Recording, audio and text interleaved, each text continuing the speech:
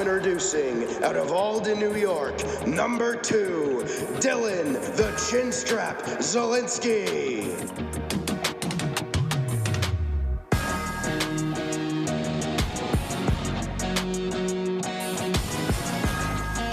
Introducing next, out of Schenectady, New York, wearing number 69, Kenny the GM Gerard.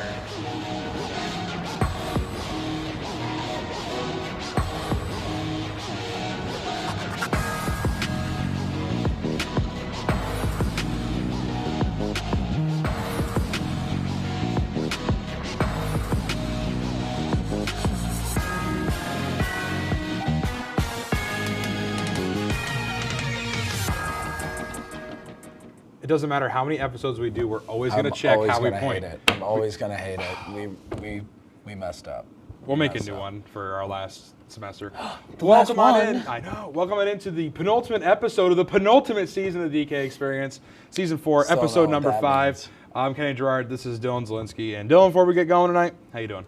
I'm all right, man. Tired. Trying to wrap it up. Trying to get to Thanksgiving break to just enjoy a week. I am very excited. This week is a pretty easy one for me. Yesterday, I laid in the couch and did nothing, and that felt amazing after the week we had last week. So I was a happy camper slept this weekend. at 12:30.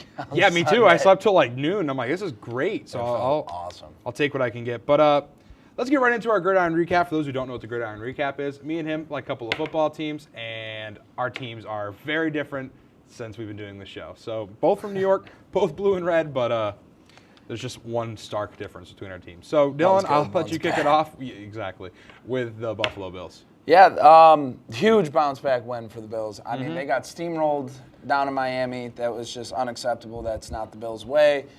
We ended up going against the Tampa Bay Buccaneers, which I will say was very hard to root against Baker Mayfield. But when it comes to the Bills, it's the Bills. The Bills won 44-32. Started out rough. Josh Allen was just doing some dumb things. Chest pass led to an interception. Just wasn't looking good. I was like, great, it's going to be the Dolphins game all over again. But Josh Allen does what Josh Allen do.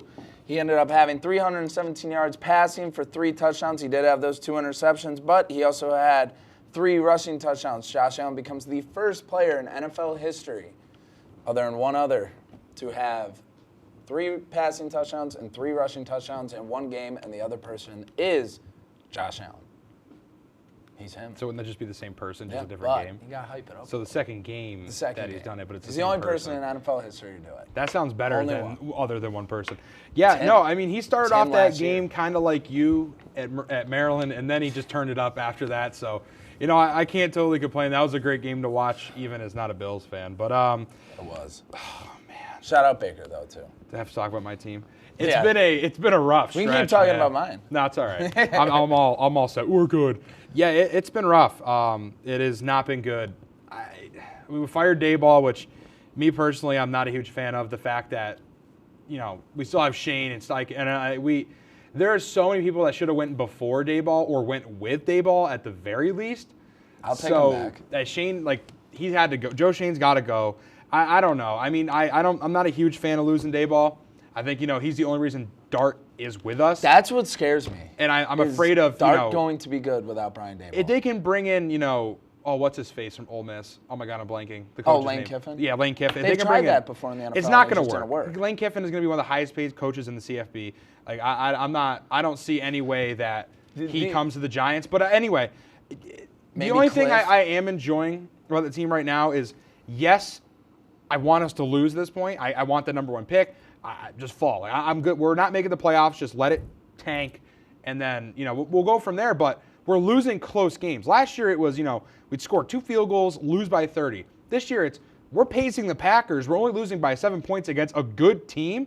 And the last few weeks we've been losing closely to good teams. So I mean, I can't be totally upset, but I'm not. I mean, it sucks to watch a crappy football team. For sure. I mean, the biggest thing that scares me about the Daboll firing for you guys is, you know, Jackson Dart is so young, and he loved Brian Daboll. I should say. It's not like he's gone. But I think Brian Daboll had a lot to do with Jackson Dart's success. And the biggest knock on it right now is people are like, well, it's a good thing Daboll's gone because now Jackson Dart's going to get less injured because less QB runs. he was doing the same thing with Josh Allen in the beginning of his career, and they're both built the same. Right. Josh was getting banged up too. Yeah. It happens. Yeah, agreed.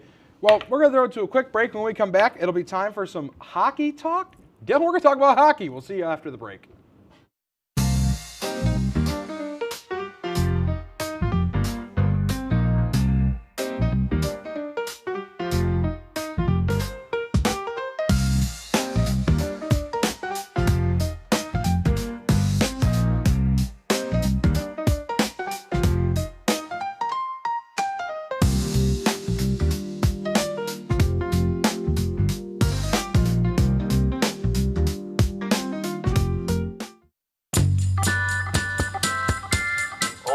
But I would have liked to see more on, Putin or something. I don't think he's very nice. He's so annoying, and he's not very funny either. He got that hot dog at one time. I don't know why he would do such a thing. I'm not sure why he's still playing a Nintendo Wii. The Nintendo Wii is so old. I've tried reporting him like 600 times, and nobody's answering my phone calls.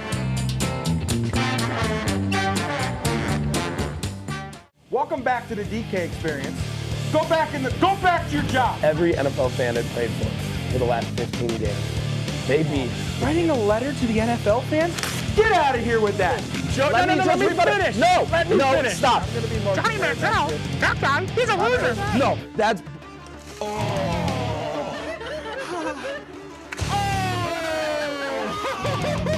Watch the DK Experience. What we do here is go back. Cooked. You know it's cooked when it's not raw anymore. Gordon Ramsay in the sea here. Cat cam. Because Kenny pulled a picture of him. Yeah. Dinos. Dinos. That's all I got is dinos. Welcome back to the DK Experience right here on WTOP 10. Still makes Kenny, me mad. Dylan got a D for dinos in that class. He's still upset about it, but we'll keep our grades to ourselves. Dylan, something we don't do in the show, and probably something we haven't done since, unless Paulie was here, since the Kyle and Kenny experience, or the Kenny and Kyle experience, is talk about hockey. Yeah. I this feel one confident in myself. This one is not your expertise, but it was whiteout weekend, and it was a heck of a whiteout weekend. So we have a lot to talk about. We're going to go through each of the teams. So we're going to go through women's versus Cortland. Let's see if you did research. Men's versus Platte. He's typing. Oswego versus Morrisville for women's, and then Oswego Skidmore for men's, and we'll talk about Pete Sears' jersey retirement. So, Dylan, let's see if you know puck. Let's start off with women's hockey against Cortland. They won 3-2. I do remember that. Okay. Hold on, I'm sorry. I'm trying to pull up all the stats and stuff. Hold on. I knew I'd stump him. I know. I should have read it before. I was too focused on stump the Trump. Sorry. No, the women they played fantastic. It was close in the beginning. Not like Cortland kind of had their number in the beginning. I was watching it. Yes, they did. No, shake Oh, your okay. head, I was gonna say. Sorry, oh, I was okay. breaking the fourth wall. Yes, You're good. did. You're good. No, Cortland kind of had their number in the beginning. Just kind of like the men's team, but they ended up finding a way to win. I think that's kind of, the way whiteout went this weekend. Everyone just kind of found a way to win. They played good. They're 4-2 right now, 2-0 in the SUNYAC conference. Can't complain. Well, And a win on whiteout. Cortland was up 2-0 after the first with 2 goals from Evan McLean, and then after that, Oswego came back, and it seems to be what the name of the game was this weekend was comebacks. And well, let's talk about probably the greatest comeback I've ever seen in calling the games. But let's talk about whiteout itself. Yeah. That was insane. Yeah, I mean, that was just insane to be back in the control room directing that game. And I think we all were kind of at the point where we were tired and we were just like, all right, someone score. And then they just, dude, it was wild. It legit. Like, I'm not even a hockey fan, and like I'm stumbling over words. Like, that doesn't happen. They scored with 1 second left to go on the clock. I got chirped. That's insane. I got chirped in the comments section of the game because I said, right before Plattsburgh scored their second goal, I go, it's been a couple quiet periods for Plattsburgh. In the millisecond it left my mouth, they bury one, and then I just get in the comments, quiet 2 periods, eh? And I'm like, Yeah, I had to eat my words. And then I got to say, Oswego's going to need a miracle to score this one, and a miracle is exactly what they got. That Legit. was probably my favorite game I've ever commentated. I've commentated, like, the comeback against Hobart. I've commentated multiple whiteouts. I've done the SUNYAC championship, and, like, above all of those was that game. That, for sure, it was insane. Probably it was the insane. craziest to be in the game I've control ever room, seen. Hear the crowd, hear the energy, hear you and Paulie, have to sit my whole control room down because they all jumped up in the air. Like, that you don't see that. No. Like, maybe basketball, a little bit of football, you see those buzzer beaters, but you don't see that in hockey. I mean, that, like I said, I'm not even a hockey fan, and that got me fired right up. Well, let's move back over to the women's team, and now we'll talk about Saturday.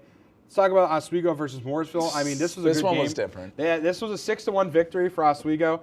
I mean, it was just over from it started, but they had I believe 5 different goal scorers. Jenna Majeski got 2 goals, so this was over before it got started. I mean, it was, 3-1 after the first, and then it became 6-1 after the third, and the second was quiet. No, you could definitely tell they were riding off the high of the night before whiteout. They got a big dub, again, in a close one, but then, the next day, they just go and smoke them. Yeah. It was never close. No. It was never close. There was not at one point where it was like, no. Oswego 6:36 into the first, it was close when it was 1-1, and then at 16:20, Oswego scored and never let off the gas. So, no, I mean, that one was what you expect from a team like Oswego trying to climb back into the national rankings. You beat a good team, and although it wasn't technically listed as whiteout weekend for the women's side, it was alumni weekend. They had an alumni game this past weekend, so they did great. But let's move it now over to Oswego versus Skidmore. Let's stick strictly to the game for now. Another game that was, should not have been that close. Oswego was on the back of their skates for the first 2 full periods. Third period comes, Ed Gosick riles them up in the locker room, and then by whatever grace of God and magic they pull off, they do it again. No, I mean, the word for me for Oswego was just whiffs. It was mistakes. It was miscues. Yeah. And you know what? When you're finding ways to win, when you are having these miscues and these whiffs, I mean, there were so many guys would go take a shot and they just missed the puck. Yeah. You can't do that. No, you can't do that. But if you're finding ways to win while doing that, that fires you up when the season progresses, when you're starting to get better. I mean, now you can win some close games. You can go do buzzer beaters. Right, and you look at a team like Oswego, they come off a championship, they were young, people are afraid of a sophomore slump, and they were absolutely nailing it last year in the fundamentals. This year they got a little bit fancy early on, kind of slipped in the fundamentals, but then kind of picked it back up, and that's what's important. They got a little hangover. They got a little championship hangover, which is fine. It happens. It's expected. It's expected, but be able to win those games when you probably shouldn't have won is important. But let's go off of hockey and kind of hockey still. Pete Sears, jersey retirement. I was in the press box for this one. That was a magical moment. That was insane to watch and extremely cool to be a part of. Yeah, I mean, I said it before, from everyone I talked to when I got the opportunity to direct the jersey retirement, it was just an absolute honor. The more and more I found out about this guy leading up to it, I just kept, the word that came to me was just stud. He's legit. He's a stud. Army Night Riders. That's Vietnam, what I'm saying. Me? Jumping out of helicopters at midnight, dude. And just he didn't even get drafted. He just wanted to do it. He opted to do that himself. Yeah. That. And then he had the perfect excuse not to go if he didn't want to go. He was a student here. He didn't have to go, and then he was like, "All right, I'm going." He came back and then went an All-American, and then went and won a silver medal. That's insane. Incredible. And then he's like, "You know what? I'm going to go back to Oswego. I'm going to teach, and I'm going to be a coach for high school." And Ed Gosick called me. All right, I guess I'll go coach for the college. And and for that guy, stud. That's it's more than even just hockey. It's like who he was as a person. So that the community loves him. As a the community loves him. He could have taken that silver medal and ran away. He did not have to come back to Oswego. What was that? Interesting. I don't know. He didn't have to come back to Oswego, but he did. He did. Well, we could talk about this all night, but we're going to have to throw to yet another quick break. When we come back, it'll be time for Stump the Chump. You're watching the DK Experience right here on WTOP Time.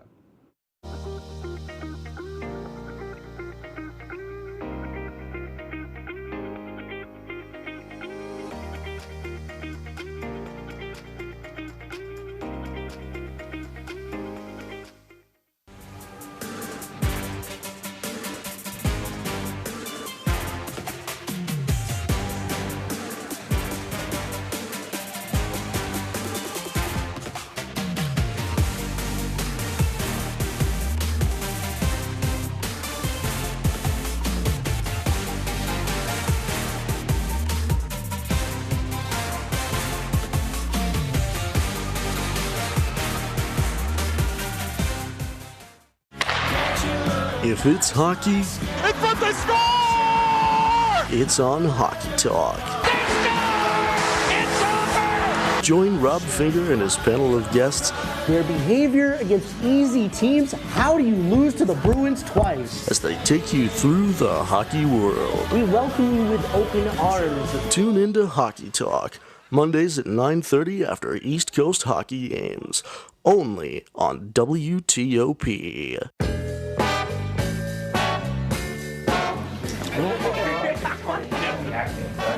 Oh boy!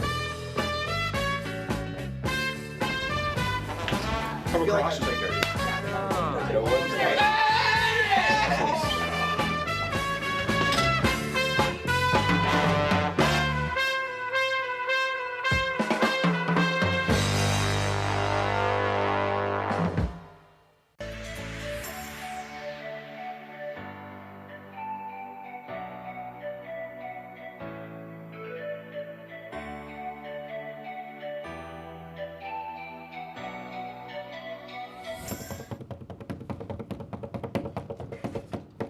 Why'd you stop? Why'd you stop? Why'd you stop? Why'd you stop? That was not planned. Oh yeah! Victor. Oh yeah. Welcome back to DK Experience, Kenny, Dylan. So every week we do this now. It's called Stump the Chump. So we got a wheel over here and we spin it and we get some random, we'll call them obscure sports that are not commonly talked about, especially in the United States. And then we have to research them, quiz each other, and whoever gets more questions correct in the quiz is the winner of Stump the Chump. I'm currently up 1-0, right? Because we got the last week, so I'm up 1-0. So I'm up 1-0. At the end of the show, so this would be the end of next semester, so like April, we'll do, or May actually, we'll do a senior week special in our last ever episode, and someone will have to do a punishment. I'm not sure what. We'll figure that out. We've got about 5 months to think about it. We'll open it up to the fans. We will let, the fans. So Dylan, fire away. Okay. Oh, okay. I believe you're first. So you got wife carrying. So I'm going to ask you some questions about it. What is the minimum required weight for the wife, and what happens if she is under that weight? I can also give you the age. Age of 17, the weight is 108 pounds or 45 kilograms. I don't know I know it's 108 in the U.S. And then if she's under the weight, they make her wear like a rucksack or a belt pack to add the weight, to make the. I got book bag, but yeah. Book bag, rucksack, book bag, yeah.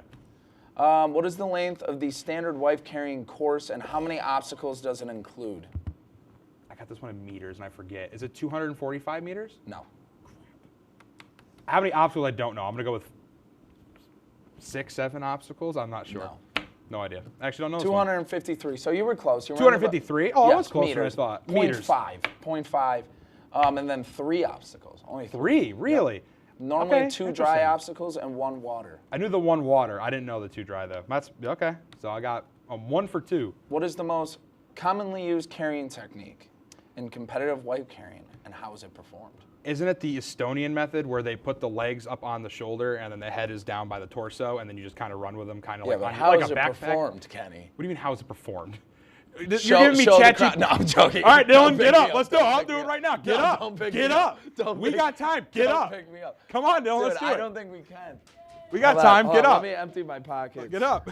Hold on. Let me. We're gonna show you how to wife carry. Dylan, how much do you weigh, if you don't mind saying on air? 200 pounds. Oh, good grief. Hold on. I gotta take my mic off. All right, we're so over. We're gonna skip the break. I don't even care. So I think you have to I have to put your legs up on my shoulder, technically. How are we gonna do this? How are we gonna do that? Get down, dude. This is a bad idea. This is a bad idea. Kenny, no. Kenny, no. I'm done. I don't want to do it. I don't want to do it. If Dylan wins, I get 400 beers, I believe it is. I don't want to. All right. Okay. All right. Here, go off my head. Go that way. Dylan, I don't want to do this anymore. Can I get half a bonus point for doing it? Sure. All right, so I get what, 2.5 points? Sure. All right, works for me. I think I get a half a point for just getting up there. Okay, so Dylan's the wife. Got it. Okay, yeah. All right. I gotta pull my questions for you now. Oh boy. All right. So my mic. Do I still sound fine? All right, we're gonna say. We're gonna assume it. You got cheese rolling. Yes. All right. These are not very hard. No. So, what is the primary rule regarding when competitors can begin running after the cheese is released? What is the? They have to stand up. It's not what I'm looking for. When can they start running? Is the simple way. It's one. I did start one to ready. Are you looking for That's the not same? what I'm asking for, but you did your research. Okay. When can they start running? Oh, then I thought we were talking about the one to ready, one to steady. Okay, then I'm not too sure. When the cheese actually begins rolling. You can't start when it's up top. Okay, I misheard it. All right. I guess we're going to have to go to OT probably. Why are participants not allowed to intentionally obstruct or interfere with other runners during the race? It hurts them, and then it stops their chance of getting the cheese. Fairness and safety. Fairness and safety. That's a good. I'll give you the point. According to the rules, what determines the official winner of a cheese rolling race? Is it the first person to reach the finish line, or the first person to catch or reach the cheese? So they don't technically have to catch the cheese because it rarely ever happens. It's the finish line. Yes, it's the winner. No one ever catches the cheese. The first person to cross I saw it can 70 go up to miles an 70 hour. miles an hour. So it's impossible. You're not going to. You're going down. I think it was like, it's steep. It's 180 meters straight down a hill. You're not getting that cheese. You not. You didn't want to lose. Okay, No. so now we're at another tie. Yeah, we're at 2-2. I guess I gave you the half point. I'll give you a half point too. We'll tie it up. I have an OT question ready, and I think you're going to get it right because you were already doing it, which is what happened last week. And I don't know if I'm getting the next one right. Just shoot ChatGPT one question, and we'll see what happens. Okay. Yeah, I know, right? Do. Are the participants required to be married couples in the official wife-carrying competitions? No. Okay. It could be anybody, really, No. as long as they're over 17 in yes. the weight limit. Okay. What number do they count to start the race? 3. Wrong. One to ready. It's not. No? It's 4. 1 to ready, 2 to steady, 3 for the cheese, 4 to be off. That's 4. I didn't have Good that. game. I only had 3. It is I only 4. had 3. All right. It is 4. I'm down 2-0. 2-0. Hey, listen, there's do a a hole to get comeback. out of, but it's not that bad. Did you also not pick a sport for the Yep. show? Neither did I. Let me look up weird sports. All right. I thought I had What do you one. got for me, chat? All right. Oh, that's a good one. All right, I got one. Go Oh, wait, ahead. no.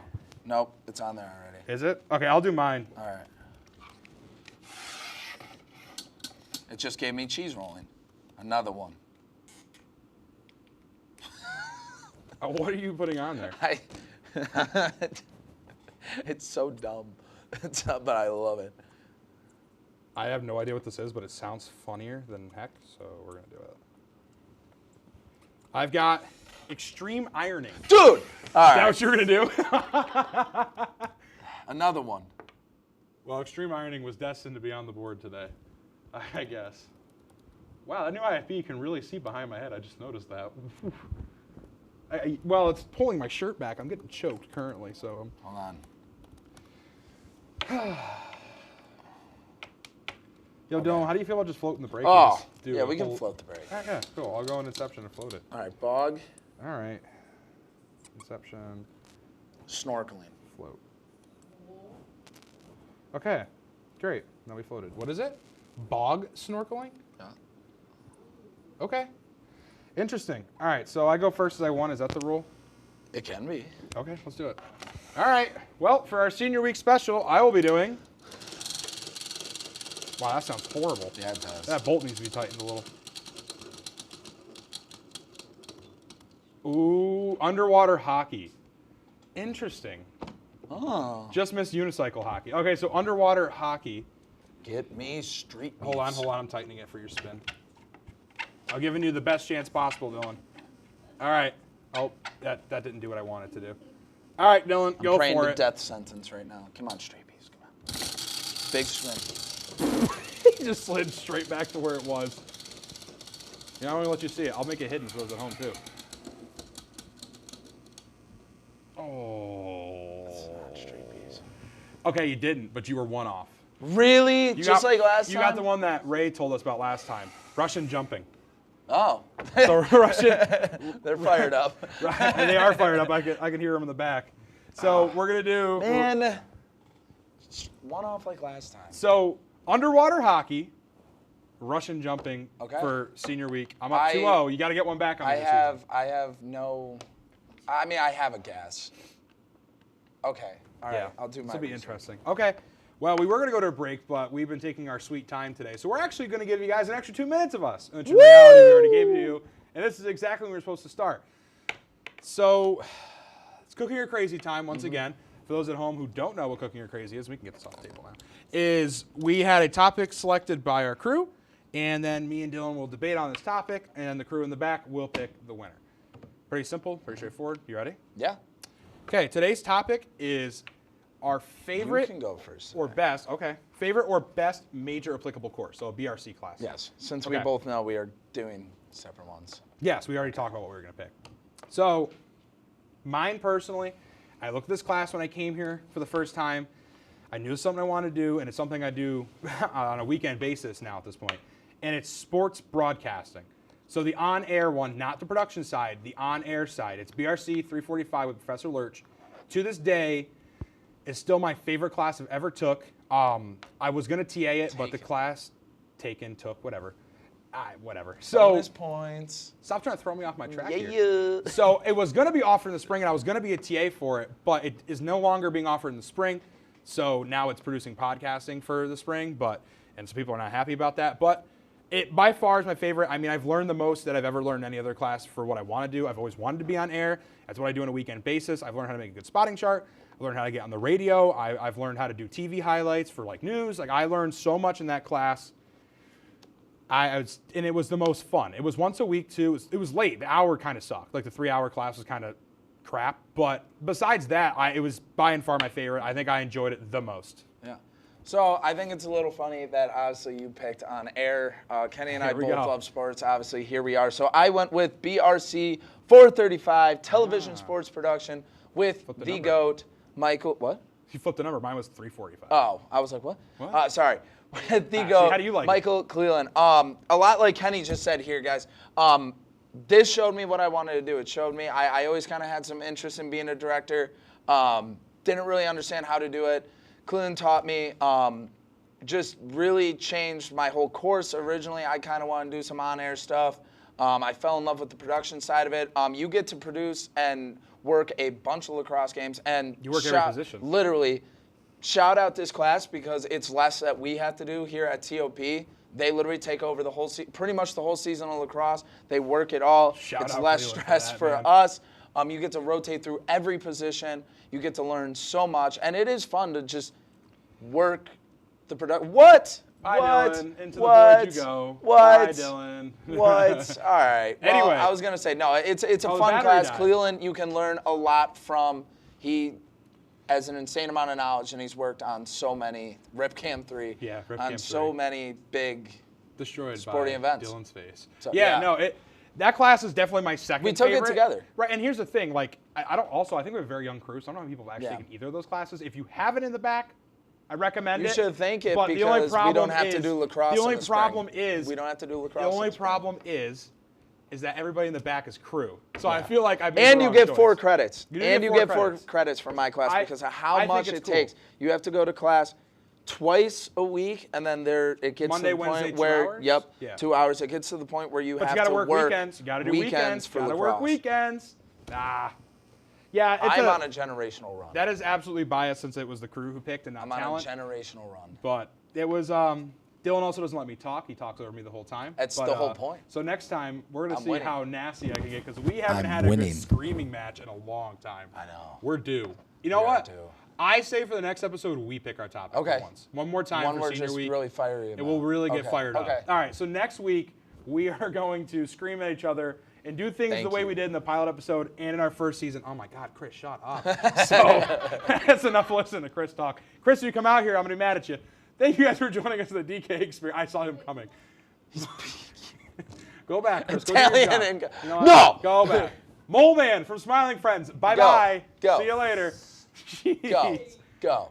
Thanks for joining us. Bye, guys. Season 4, Episode 5. We'll see you for our Senior Week special in 2 weeks. Bye. Bye.